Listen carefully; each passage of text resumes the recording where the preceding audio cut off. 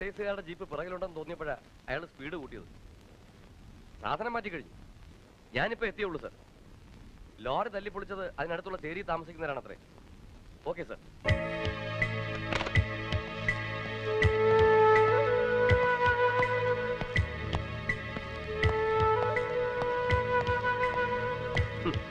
കൃഷ്ണമൂർത്തിയുടെ ആൾക്കാരോട് കളിക്കാൻ അവരായിട്ടില്ല. ഇനി നമ്മുടെ ഒരു വണ്ടി കണ്ടാൽ ആ ഭാഗത്തുള്ള ഒരു ഒറ്റ ഒരുത്തനും അടുക്കാൻ ധൈര്യമുണ്ടാവരുത്. വാ.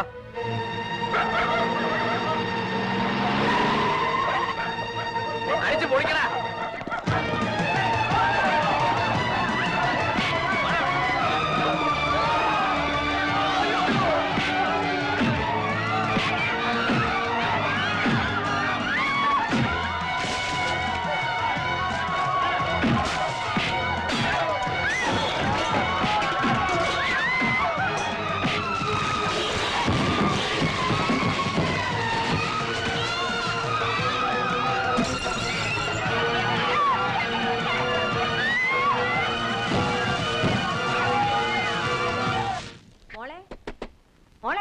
രാജി ഒന്ന് എണീക്കാന്.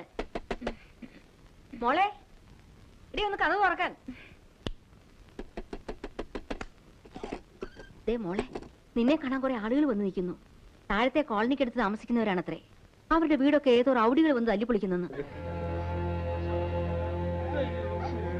ഞങ്ങളെ വീട് കയറി തല്ലുന്ന പോലെ ആ ദുഷ്ടന്മാരെല്ലാം നശിപ്പിച്ചു. ഒന്ന് വന്ന് സഹായിക്കും. അതിന് ഞാൻ എന്ത് ചെയ്യാനാ? നിങ്ങൾ പോലീസ് സ്റ്റേഷനിൽ ചെന്ന് പറ. പോലീസ് സ്റ്റേഷനിൽ പോയി കരഞ്ഞു പറഞ്ഞിട്ട് ആരും തിരിഞ്ഞു നോക്കുന്നില്ല. ഈ നേരത്ത് ഞാൻ അവിടെ വന്നിട്ട് ഒരു കാര്യം MLA വന്നു എന്ന് പറഞ്ഞാൽ പോലീസുകാർ വരും. ഒന്ന് വേഗം വരണേ മോളെ. ഒന്ന് സഹായിക്കണം. ഞങ്ങൾ വേറെ ആരോട് പോയി